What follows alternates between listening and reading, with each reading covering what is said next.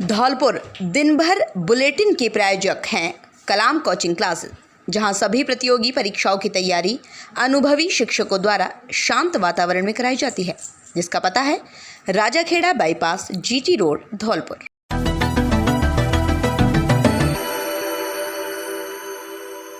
धौलपुर जिले के बाड़ी उपखंड के रामसागर बांध से निकलने वाली नहर माइनर रानपुर रोड के निर्माण कार्य को लेकर मंगलवार को नहर से जुड़े खेतों के दर्जनों की संख्या में किसानों ने विरोध प्रदर्शन किया और नहर के निर्माण कार्य को रुकवाए जाने एवं नहर को पूर्व की भांति चौड़ा किए जाने की मांग की है। साथ में किसानों ने बाजार में रैली निकालते हुए उपखंड अधिकारी को ज्ञापन सौंपा है, जिसमें निर्माण कार्य को चौड़ा नहीं किए जाने तक तत्काल रुकवाने की मांग की गई है और चेतावनी दी है कि यदि कार्रवाई नहीं हुई तो किसान सड़कों पर उतरकर आंदोलन करेंगे। नहर निर्माण को लेकर आंदोलन कर रहे किसान राम सहाय, हाकिम सिंह, अवतार सिंह, अंगद, पवन के साथ बुजुर्ग प्रीतम सिंह, शेर खान, शाहरुख, महिपत ने बताया कि रामसागर बांध की मुख्य नहर से यह माइनर नहर निकली है, जो कस्बा बाड़ी नंबर 1 और नंबर 3 गुमट क्षेत्र के काश्तकारों की भूमि के बीच से निकलते हुए रानपुर गांव तक जाती है। इस नहर से दर्जनों किसानों के तकरीबन 15,000 बीघा भूमि खेतों की सिंचाई की जाती है। यह नहर पूर्व में जब कच्ची थी तो 10 से 15 फुट चौड़ी थी। अब उक्त नहर को सिंचाई विभाग द्वारा पक्का कराया जा रहा है, लेकिन इसकी चौड़ाई केवल 2 से 3 फुट रखी जा रही है, जिससे बांध से पानी रिलीज होने पर मोरीनुमा नहर में पानी आएगा तो खेतों तक नहीं पहुंचेगा और किसानों में पानी के लिए झगड़ा होगा। साथ में सिंचाई नहीं होने से फसल सूखेगी। ऐसे में किसानों को हर दृष्टि से नुकसान होगा। ऐसे में इस प्रकार से पक्की नहर निर्माण कार्य का किसान विरोध कर रहे हैं। उपखंड अधिकारी को दिए ज्ञापन में ऐसे दर्जनों की संख्या में नाराज किसानों ने पहले मौके पर विरोध प्रदर्शन किया। इसके बाद बाजार में रैली निकालते हुए उपखंड अधिकारी को ज्ञापन सौंपा है, जिसमें निर्माण कार्य को रोके जाने और नहर को पूर्व की भांति चौड़ा किए जाने की मांग की है। साथ में चेतावनी दी है कि यदि कार्य नहीं किया तो आंदोलन किया जाएगा। 4 महीने पहले भी किया था किसानों ने विरोध। 4 महीने पहले भी उक्त नहर निर्माण कार्य का किसानों ने विरोध किया था और निर्माण कार्य को रुकवा दिया था। उस वक्त मामला गर्म होता देख संबंधित संवेदक ने निर्माण कार्य को रोक दिया था, जो लगातार 4 महीने बंद रहा। सेक्शन डिजाइन के अनुसार कार्य सिंचाई विभाग के एईएन विवेक अग्रवाल का कहना है कि नहर का निर्माण कार्य सेक्शन डिजाइन के अनुसार किया जा रहा है, किसी प्रकार की कोई लापरवाही नहीं की जा रही है। इस नरुआ का है जो पहले 10 फुट चौड़ा था, वो 10 फुट चौड़ा बनाया जाए इसको, जिससे हमारा पानी खेतों में पहुंचे। और इस नाले से क्या होगा, जो पानी नहीं पहुंचेगा सभी फसलें सूखेंगी। क्या हो रहा है इससे? कम से कम 2,000-3,000 बीघे जमीन है, रानपुर से आगे तक पानी जाता है। इसमें इसको वैसे ही बनाया जाए और हमारा तो कच्चा ही ठीक है। तो है कि पहले ये नहर थी, 10 फुट चौड़ी थी, ठीक है नहीं। अपन सभी किसानों के खेत हैं, कम से कम 2,000 बीघा यहाँ से रानपुर तक पानी जाता है इसका। इसके बावजूद क्या है कि अब ये नाले का जो निर्माण हो रहा है वो छोटा हो रहा है, 2 फुट चौड़ा हो रहा है। इससे क्या है कि पानी जा नहीं पाएगा, फसलें नष्ट हो जाएंगी। नीचे पानी नहीं है, बोर है नहीं, नीचे पत्थर है और कोई व्यवस्था नहीं है। केवल इस नहर की, इस नरुए से ही पानी की व्यवस्था है। जो खेती होती है उसमें गेहूँ, बाजरा कुछ भी होता है वो इससे ही होता है। इससे हमारा निवेदन है एडीएम साहब से, एमएलए साहब से कि इसकी किसानों की समस्याओं को दूर किया जाए और हम लोगों के लिए पहले जैसी वो थी नहर, वो वैसी नहर बनाई जाए, चौड़ी बनाई जाए, जिससे सभी लोगों को पानी मिल सके। चौड़ी थी पहले और लोग पानी लेते थे आराम से, किसी को कोई परेशानी नहीं आती थी। और कभी इसमें कभी सफाई का कार्य भी कराना होता था तो सब किसान एक होकर इसमें काम कराते थे। अब ये जो नहर बन रही है, ये 10 फुट की नहर 2 फुट में तब्दील कर दी है। अब इसमें ये बताइए 1000 बीघे से ऊपर ज़मीन है, वहाँ तक पानी पहुँचेगा कैसे? किसानों को परेशानी होगी, बंजर रह जाएंगी ज़मीनें, किसानों को नुकसान होगा। फिर अब किसान क्या करेंगे? किसान इसके लिए एसडीएम ऑफिस जाएंगे और अभी ज्ञापन देते हैं एसडीएम साहब को। अच्छा, आपने सिंचाई विभाग में ज्ञापन देंगे। पहले भी तो आपने दिया था। पहले जो है ज्ञापन भी दिया था लोगों ने जाके, उस टाइम में उपस्थित नहीं था तो सब लोगों ने जाके ज्ञापन वगैरह भी दिए थे और एमएलए साहब से भी की थी। उन्होंने काम भी रुकवा दिया था, उन्होंने देखा भी था, मौका मुआयना भी किया था। उन्होंने ये भी कही थी कि दुरुस्ती से दोबारा काम होगा एमएलए साहब ने। अब यहाँ इस टाइम मेरे ख्याल से वो तो मौजूद नहीं है, लेकिन उनकी गैर मौजूदगी में ये काम दोबारा चालू हो गया है, मैं बताऊँ आपको। और ये दोबारा कार्य चल रहा है इसका, 2 फुट चौड़ा नाला बना रहे हैं। धौलपुर जिले के दौरे पर पहुंचे भारतीय जनता युवा मोर्चा के प्रदेश अध्यक्ष हिमांशु शर्मा ने प्रशिक्षण यूथ वर्ग के युवाओं को संबोधित किया। यूथ कार्यकर्ताओं का 2 दिन तक प्रशिक्षण चलेगा। निजी गार्डन में प्रेस वार्ता कर भाजपा युवा मोर्चा के प्रदेश अध्यक्ष ने सूबे की कांग्रेस सरकार पर तीखा हमला बोला है। मीडिया से मुखातिब होते हुए उन्होंने कहा कि भारतीय जनता पार्टी देश भर में प्रशिक्षण भारतीय जनता पार्टी के युवा कार्यकर्ताओं को दे रही है। युवाओं को पार्टी की मुख्य धारा से जोड़ा जा रहा है। उन्होंने अशोक गहलोत सरकार पर हमला बोलते हुए कहा कि प्रदेश सरकार का जनादेश खत्म हो चुका है। कांग्रेस के विधायक की सरकार के सिस्टम से नाखुश हैं। वर्तमान में अशोक गहलोत सरकार अल्पमत में आ चुकी है। सरकार के सभी पाए हिल रहे हैं। 4 साल के शासन में कांग्रेस की अशोक गहलोत सरकार जनता का भरोसा खो चुकी है। राजस्थान प्रदेश में अपराध और अपराधियों का बोलबाला बढ़ता जा रहा है। दलित और महिलाओं पर अत्याचार हो रहे हैं। उन्होंने कहा कि विधानसभा के अंदर कांग्रेस के विधायक लगातार इस्तीफे की धमकी दे रहे हैं। उन्होंने तीखा हमला बोलते हुए कहा कि हाल ही में हुए सियासी उठापटक में 90 विधायकों ने इस्तीफा विधानसभा अध्यक्ष को सौंपा है। राज्य सरकार शासन व्यवस्था देने में सक्षम नहीं है। वर्तमान में महिला अपराध की दृष्टि से राजस्थान शीर्ष पर पहुंच चुका है। हाल ही में मुख्यमंत्री अशोक गहलोत ने के बजट ने युवाओं को पेश करने की बात कही है, लेकिन मुख्यमंत्री द्वारा पूर्व में की गई घोषणाएं पूरी करनी चाहिए। विधानसभा चुनाव से पूर्व मुख्यमंत्री अशोक गहलोत ने युवाओं को बेरोजगारी भत्ता देने का वादा किया था, लेकिन मुकर गए। राज्य सरकार द्वारा युवा संबल योजना की शुरुआत की गई, लेकिन इसके अंतर्गत युवाओं से 4 घंटे काम कराया जा रहा है। कांग्रेस की अशोक गहलोत सरकार कभी भी गिर सकती है। प्रेस वार्ता में प्रदेश अध्यक्ष ने राज्य सरकार को इस्तीफा की और घोषणाओं की सरकार बताया है।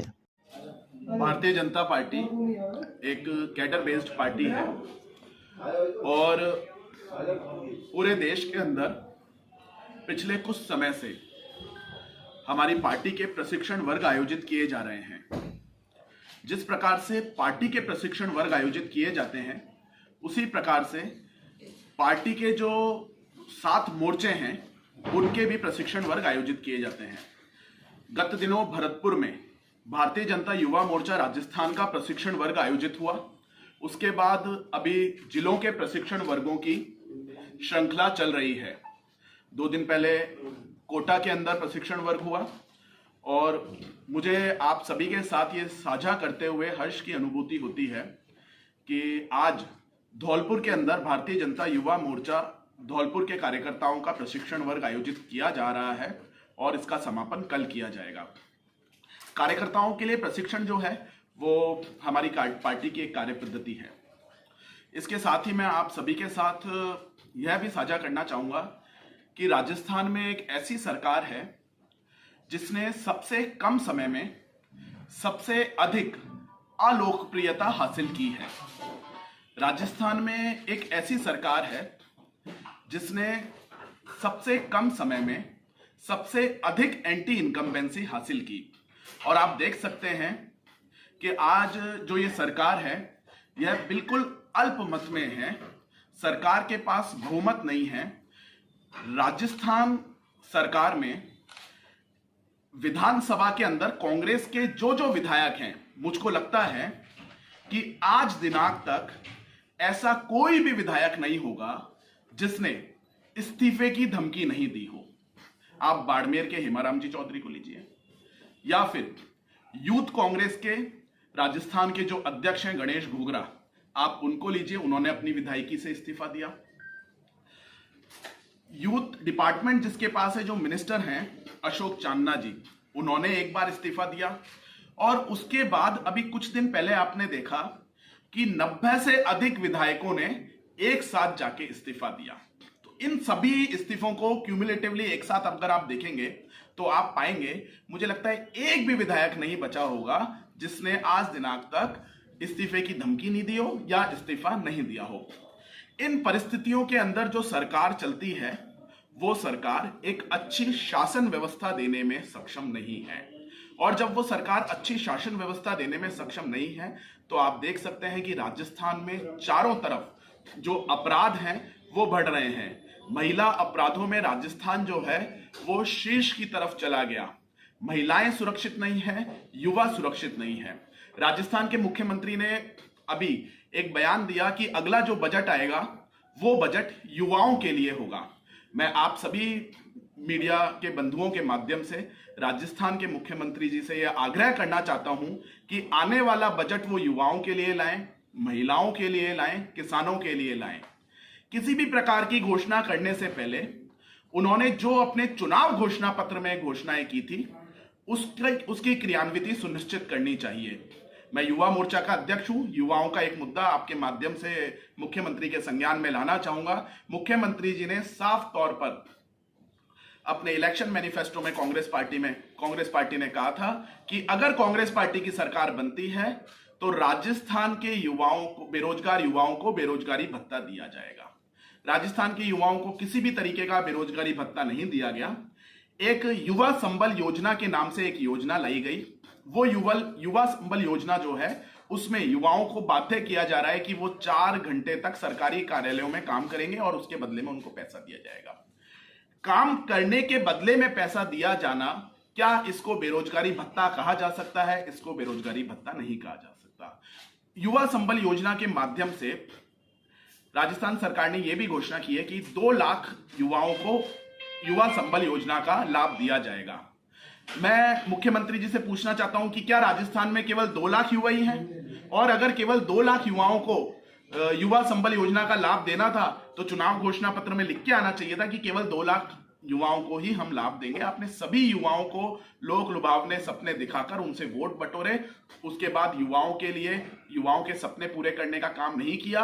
और अब जब ये सरकार बहुत बूढ़ी हो चुकी है, सरकार की गिरने की भी संभावना है और आप सोचते हैं कि आपको आखिरी बजट पेश करने की अगर एक अपॉर्चुनिटी मिलती है तो उसमें आप युवाओं के नाम और घोषणा करना चाहते हैं, तो पहले ये इस्तीफों की सरकार मैंने कहा और ये केवल घोषणाओं की सरकार है, इसके अतिरिक्त किसी भी प्रकार की सरकार नहीं है। भाई साहब, ये दूसरे के घर की बात रही हो, आपकी घर की बात।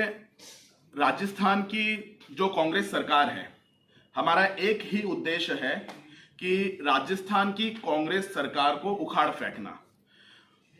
पूरे देश के अंदर भारतीय जनता पार्टी की सरकारें हों, भारतीय जनता पार्टी की सरकारों के माध्यम से सुशासन स्थापित हो और जो अंतिम पंक्ति में बैठा हुआ व्यक्ति है उस तक एक अच्छी गवर्नेंस, गुड गवर्नेंस, सुशासन हम पहुंचा सकें, यह हमारा उद्देश्य है। और युवा मोर्चा के कार्यकर्ता इसके लिए आकर सड़कों पर भी लड़ रहे हैं। आप सभी ने देखा होगा, अगर झालावाड़ के अंदर एक हमारे वाल्मीकि भाई की हत्या की जाती है तो युवा मोर्चा के कार्यकर्ताओं के ऊपर जयपुर में लाठीचार्ज होता है। रीट के जो 26 लाख अभ्यर्थी थे, वो 26 लाख अभ्यर्थियों को न्याय दिलाने के लिए हमारे युवा मोर्चा के कार्यकर्ता सड़कों पर थे, उनके ऊपर लाठीचार्ज हुआ। हमने विधानसभा घेराव किया, राजस्थान के हर जिले के अंदर जाके हमने प्रदर्शन किया। हमारा एक ही उद्देश्य है, राजस्थान से कांग्रेस को समूल नष्ट करना, कांग्रेस की सरकार को उखाड़ फेंकना। Thank you.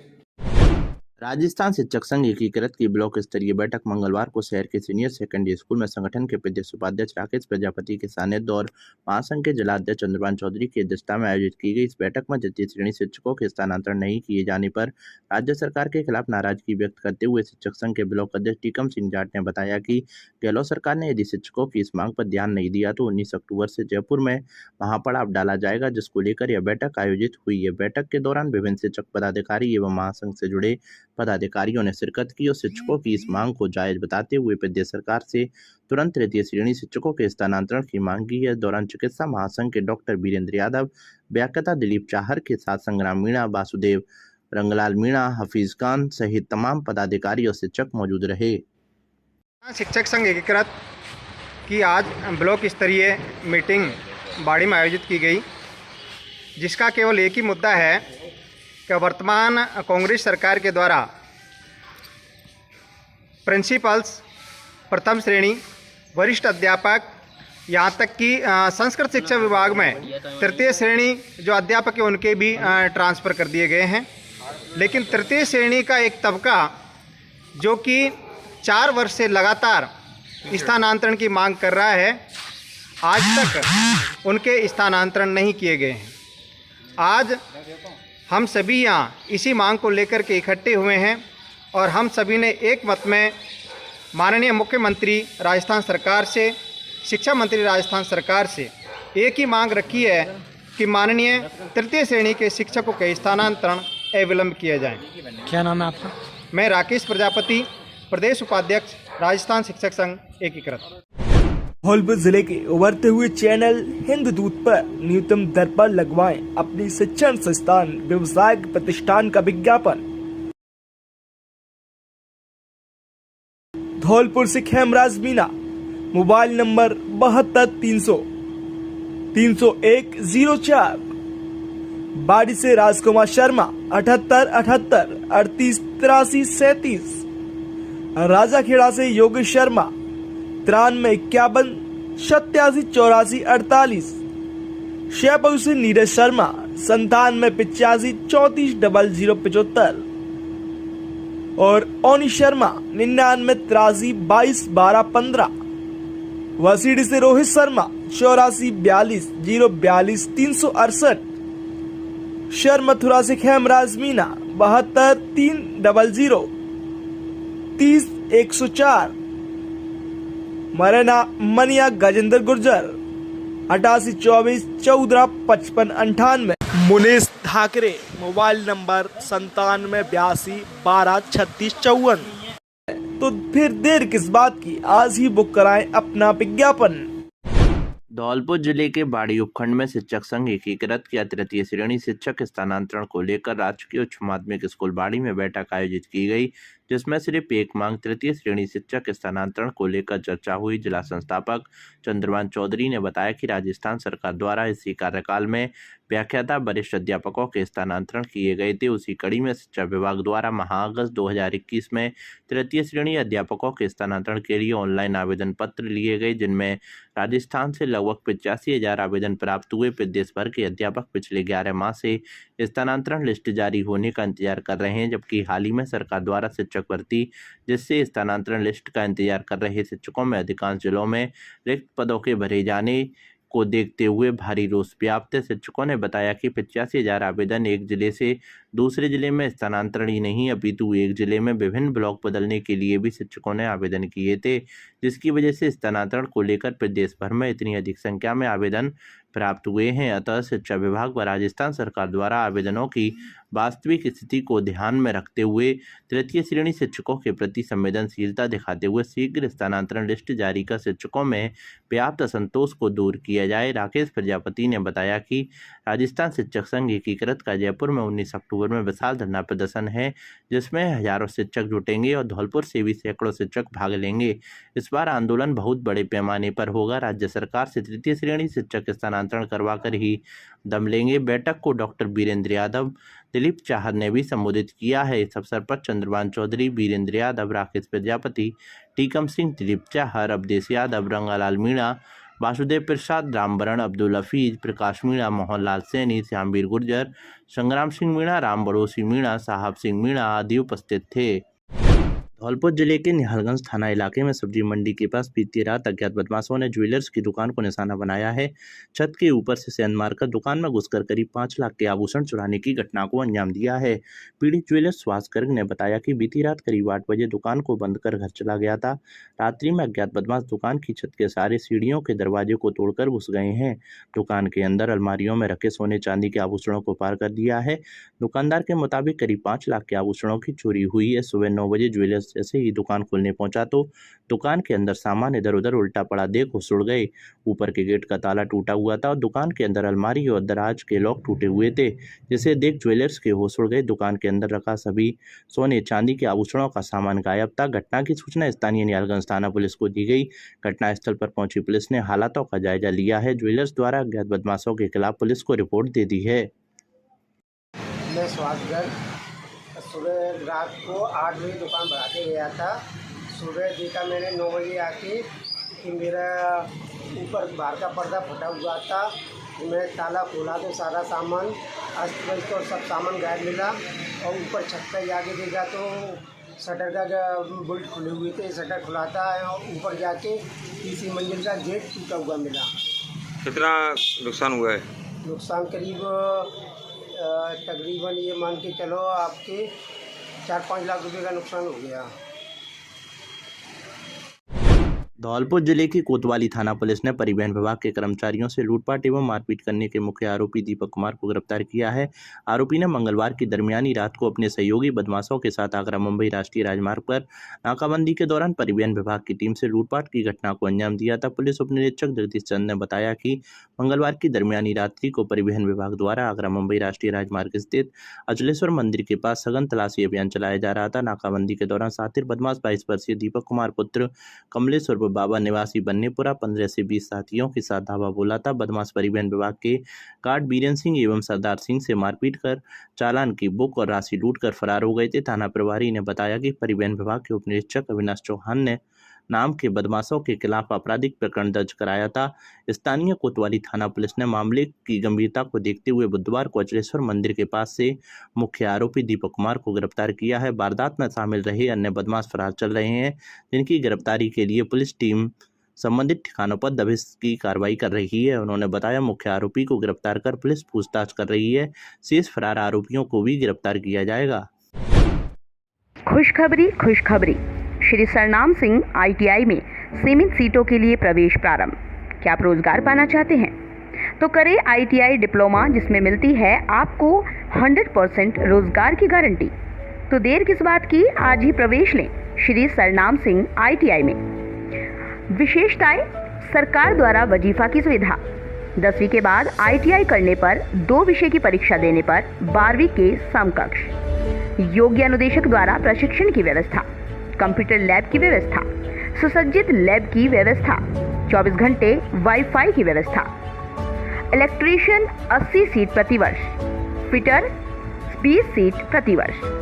तो फिर देर किस बात की, आज ही प्रवेश लें और संपर्क करें। हमारा पता है कायस्थपाड़ा अंदाना पैलेस के पीछे, बाड़ी, धौलपुर, राजस्थान।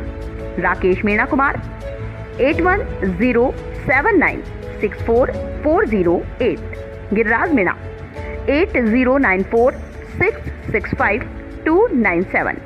अधीक्षक राजीव कुमार, फ़ोन नंबर 9983234533, 9079655940। धौलपुर जिले की सदर थाना पुलिस ने बुधवार को इलेक्ट्रॉनिक धर्मकांटा में छिप लगाकर कम वजन को अधिक दिखाने वाली गैंग का पर्दाफाश किया है। 5 साथी आरोपियों को गिरफ्तार कर छिप मोबाइल और डाटा भी पुलिस द्वारा बरामद किया गया है। सदर थाना प्रभारी हनुमान सहाय ने बताया कि स्थानीय पुलिस को जरिए मुखबिर सूचना मिली कि कुछ लोग इलेक्ट्रॉनिक धर्मकांटा में छिप लगाकर रिमोट कंट्रोल के माध्यम से कम वजन को अधिक कर देते हैं। धर्मकांटों पर विगत लंबे समय से षड्यंत्रपूर्वक धोखाधड़ी का कारोबार चल रहा है। आज बुधवार को स्थानीय पुलिस ने मुखबिर की गोपनीय सूचना पर सुनो यह तरीके से इस मामले का पर्दाफाश किया है। गिरोह के सातिर बदमाशों में जगपाल सिंह पुत्र लक्ष्मण सिंह जाट उम्र निवासी सिनसिनी थाना डीग जिला भरतपुर, 18 वर्षीय अनस पुत्र तनवीर निवासी गंगावली थाना बेबीनगर जिला बुलंदशहर, 18 वर्षीय जुनेद पुत्र अकरम निवासी राजपुर जिला हापुड़, हाल हमीदनगर थाना शाहगंज आगरा, 42 वर्षीय मामन सिंह पुत्र गोवर्धन गुर्जर निवासी गुर्जरबास थाना कोसड़ी जिला रेवाड़ी और 38 वर्षीय हरेंद्र पुत्र ब्रह्मपाल गुर्जर निवासी दुजाना थाना बादलपुर जिला गाजियाबाद उत्तर प्रदेश को गिरफ्तार किया है। पुलिस ने पकड़े गए बदमाशों के कब्जे से इलेक्ट्रॉनिक चिप, मोबाइल और डाटा भी बरामद किया है। पुलिस ने बताया कि आरोपी विगत लंबे समय से हाईवे पर लगे धर्मकांटों पर धोखाधड़ी कर रहे थे, जिन्हें गिरफ्तार कर पुलिस द्वारा पूछताछ की जा रही है। उन्होंने बताया कि गैंग में अन्य सदस्य भी शामिल हो सकते हैं। जयपुर से मिले निर्देश के बाद जेल सुपरिटेंडेंट गोविंद सिंह ने सोमवार देर रात को धौलपुर जेल पहुंचकर आकस्मिक निरीक्षण किया। इस दौरान जेल की बैरक नंबर 2 और 5 के बाहर टीम को 4 मोबाइल बरामद हुए। मोबाइल मिलने के बाद जेल प्रशासन में हड़कंप मच गया। निरीक्षण में मोबाइल मिलने के बाद जेल प्रशासन ने मंगलवार रात को कोतवाली थाने में मामला दर्ज कराया है। जेल प्रहरी राजेश ने कोतवाली थाने में मामला दर्ज कराया है जिसमें उन्होंने बताया कि उच्च अधिकारियों से मिले निर्देश के बाद जयपुर से जेल सुपरिटेंडेंट गोविंद सिंह सोमवार रात को धौलपुर पहुंचे थे और उनके नेतृत्व में देर रात को जेल की तलाशी ली गई। जेल सुपरिटेंडेंट के निरीक्षण के दौरान जयपुर से आई टीम को बैरक नंबर 2 और 5 के बाहर 4 मोबाइल मिले। इनमें 3 मोबाइल में सिम लगी हुई थी। धौलपुर जेल के सुपरिटेंडेंट राम अवतार शर्मा ने बताया कि धौलपुर जेल में बैरकों के बाहर मिले मोबाइल किसके हैं, इस बात की जांच कराने के लिए कोतवाली थाने में रिपोर्ट दर्ज करवाई गई है। उन्होंने बताया कि बीते दिनों कोटा एसपी के निर्देश पर भी जेल में भी तलाशी ली गई थी, जिसमें कोटा के स्ट्रीट सीटर के पास से एक मोबाइल बरामद किया गया था। सोमवार रात को हुई कार्रवाई में जेल के भीतर मोबाइल मिलने के बाद जेल प्रशासन में हड़कंप मचा हुआ है। धौलपुर जिले में आज दिनांक 12 अक्टूबर 2022 को राजस्थान रोडवेज के श्रमिक संगठनों के संयुक्त मोर्चे द्वारा 21 सूत्रीय मांगों के क्रम में आज आंदोलन के तीसरे चरण में 2 दिवसीय 1 घंटे के प्रदर्शन के प्रथम दिवस में केंद्रीय बस स्टैंड धौलपुर पर दोपहर 1 बजे से 2 बजे तक धरना दिया और प्रदर्शन किया, जिसमें इंटक के प्रदेश उपाध्यक्ष भूपेंद्र शर्मा द्वारा निगम प्रशासन द्वारा विगत 2 माह से कर्मचारियों के वेतन एवं सेवानिवृत्त कर्मचारियों के पेंशन नहीं देने के बारे में बताया, जिससे कर्मचारियों को कहीं काली दिवाली न बनाने को मजबूर होना पड़े। संयुक्त मोर्चा द्वारा आगामी 24 नवंबर 2022 को संपूर्ण राजस्थान में रोडवेज की हड़ताल मनाई जाएगी। धरने को एटक के अध्यक्ष लाखन सिंह, सीटू के राजकुमार पाठक, इंटक के अध्यक्ष अभय राणा, कल्याण समिति के प्रदेश भगवान सिंह एवं एसोसिएशन के बद्री सिंह परमार ने संबोधित किया। इस मौके पर मौजूद शंकर सिंह, गणेश पाल, नंदकिशोर, लायक सिंह, ध्रुव सिंह, अरविंद चौधरी, इस्लाम खान, संजय त्यागी, गुलाब सिंह, राकेश कुमार, संतोष यादव, बद्री सिंह परमार, जमील खां, मुकेश बाबू, पंकज थान सिंह, प्रदीप गुप्ता, कालीचरण शर्मा, प्रताप त्यागी, रविंद्र चौधरी, ताराचंद, किशन सिंह आदि मौजूद थे। मासलपुरिया व बजरंग मिष्ठान भंडार, सर मथुरा। हमारे यहाँ शुद्ध घी से निर्मित मिठाई बनाई जाती है। साथ ही हमारे यहाँ स्पेशल मावा, कचौरी, काजू बर्फी, मावा बर्फी, रसगुल्ला, गुलाब जामुन हर समय तैयार मिलते हैं। शादी और पार्टियों के लिए स्पेशल मावा, पनीर, सफल मटर, आइसक्रीम की बुकिंग की जाती है व हलवाई का भी विशेष प्रबंध है। हमारे यहाँ शुद्ध नमकीन तैयार की जाती है, जो दूर दूर तक विशेष ऑर्डर पर भी तैयार की जाती है। हमारा पता है बाड़ी स्टैंड के पास, हॉस्पिटल रोड, सर मथुरा। आज ही हमारे नंबर पर संपर्क करें। विष्णु मित्तल, मासलपुरिया, अध्यक्ष बाहरबाई मेला समिति, समाज सेवी अग्रवाल, सभाबाड़ी। Contact number 8619734318। धौलपुर जिले के जिला कलेक्टर अनिल कुमार अग्रवाल ने पंचायत समिति धौलपुर की ग्राम पंचायतों में मनरेगा योजना अंतर्गत चल रहे कार्यों का बुधवार को निरीक्षण किया। उन्होंने पंचायत समिति धौलपुर की ग्राम पंचायत बसई सामंता माइनर एवं हुसैनपुर बांध से निकलने वाली पगुली माइनर में चल रहे मनरेगा कार्यों का निरीक्षण कर आवश्यक दिशा निर्देश दिए। निरीक्षण के दौरान जिला कलेक्टर ने कार्य का बोर्ड सही स्थान पर लगाने, कार्यों की टास्क एवं कार्य का माप समय समय पर चेक करने के निर्देश दिए। उन्होंने बसई सामंता माइनर के किनारे पर हुए अतिक्रमण को उठाने हेतु विकास अधिकारी को निर्देश दिए। उन्होंने चिरंजीवी स्वास्थ्य में पंजीकरण से वंचित श्रमिकों का रजिस्ट्रेशन कराने हेतु निर्देश दिए। उन्होंने मनरेगा में लगे श्रमिकों को मुख्यमंत्री चिरंजीवी स्वास्थ्य बीमा योजना के बारे में बारीकी से जानकारी देते हुए कहा कि 850 रुपये में बीमा कराने पर आपको 10 लाख रुपये का इलाज एवं दुर्घटना होने पर 5 लाख रुपये बीमा कवर के रूप में दिए जाते हैं। इसलिए जो श्रमिक मुख्यमंत्री चिरंजीवी स्वास्थ्य बीमा योजना के पंजीकरण से वंचित है वह नजदीकी मित्र केंद्र पर जाकर अपना पंजीकरण करवाए। ग्राम विकास अधिकारी एवं कनिष्ठ सहायक को नरेगा की वर्क साइट एवं ग्राम पंचायत में चिरंजीवी योजना के लाभों का प्रचार प्रसार करने के निर्देश दिए। उन्होंने चिकित्सा विभाग के अधिकारियों द्वारा मनरेगा की साइटों पर उपलब्ध कराई गई मेडिकल किट की जांच करते हुए कहा कि किट के अंदर यह देखना सुनिश्चित करें कि कोई दवा समयावधि पूर्ण होने के बाद की नहीं होनी चाहिए। उन्होंने विकास अधिकारियों को निर्देश देते हुए कहा कि लाइन विभाग को जारी की गई मस्ट्रॉल में पंचायत समिति द्वारा प्रशिक्षित मैट ही लगाया जाए। निरीक्षण के दौरान कार्य की गुणवत्ता सही करने के लिए कार्य को मनरेगा योजना से कन्वर्जेंस करने के निर्देश दिए। इस दौरान विकास अधिकारी बाड़ी रामजीत सिंह, अधिशासी अभियंता नरेगा विजयलाल, धौलपुर विकास अधिकारी राजकुमार सहित अन्य अधिकारी साथ रहे। धौलपुर जिले में आज दिनांक 12 अक्टूबर को जिला धौलपुर के अंतर्गत राष्ट्रीय कृमि मुक्ति दिवस के उपलक्ष्य में जिला एवं ब्लॉक स्तरीय अधिकारियों कर्मचारियों का प्रशिक्षण आमुखीकरण किया गया, जिसमें चिकित्सा विभाग, शिक्षा विभाग एवं ICDS डिपार्टमेंट के जिला एवं ब्लॉक अधिकारी मौजूद रहे, जिसके अंतर्गत कृमि संक्रमण के प्रभाव व संरक्षण चक्र, लक्षण, बचाव, इलाज व फायदे के बारे में बताया गया एवं यह भी बताया गया कि राष्ट्रीय कृमि मुक्ति दिवस का क्रियान्वयन किस तरह से करना है, किस तरह से दवाई का वितरण करना है एवं किस तरह से 1 से 19 साल के बच्चों के लिए दवाई देनी है। साथ में यह भी बताया गया कि BCMO, AMOIC, आशाओं, ANM, शिक्षा विभाग व ICDS की भूमिका क्या रहेगी। धौलपुर जिले के पूर्व विधायक एवं विधायक शोभा रानी कुशवाहा के पति बनवारी लाल कुशवाहा को आज बुधवार को उनकी माताजी का स्वास्थ्य खराब होने के कारण सेवर जेल से 15 दिन का पैरोल दिया गया है। निज निवास पहुंचने पर BL कुशवाहा का उनके समर्थकों द्वारा गर्मजोशी से स्वागत किया गया। विगत लंबे समय से सेवर जेल में बंद BL कुशवाहा की माता का स्वास्थ्य खराब चल रहा है। उपचार के लिए राज्य सरकार के माध्यम से पैरोल की अर्जी लगाई थी। राज्य सरकार ने अर्जी स्वीकार करते हुए पूर्व विधायक बनवारी लाल कुशवाहा को 15 दिन का पैरोल उनकी माताजी का उपचार कराने के लिए दिया है। पैरोल का समय पूरा होने के बाद पुनः भरतपुर सेवर जेल दाखिल कराया जाएगा। आज बुधवार को पैरोल पर छूटने के बाद उनके आवास पर भारी तादाद में समर्थकों की भीड़ लग गई। समर्थकों द्वारा फूल, मालाओं एवं साफा पहनाकर उनका गर्मजोशी से स्वागत किया गया। बता दें कि बीएल कुशवाहा छात्र नेता नरेश कुशवाहा की हत्या की साजिश रचने के मामले में भरतपुर की सेवर जेल में आजीवन कारावास की सजा काट रहे हैं। बीएल कुशवाहा के साथ 2 अन्य साथी जिनमें सत्येंद्र एवं रोबिन जाट भी हत्या में शामिल रहे थे। हत्या का षड्यंत्र के मामले में उन्हें धौलपुर के एडीजे कोर्ट द्वारा आजीवन कारावास की सजा सुनाई गई थी। आपको बता दें कि बीएल कुशवाहा की पत्नी शोभा रानी कुशवाहा वर्तमान में धौलपुर विधानसभा क्षेत्र से विधायक हैं।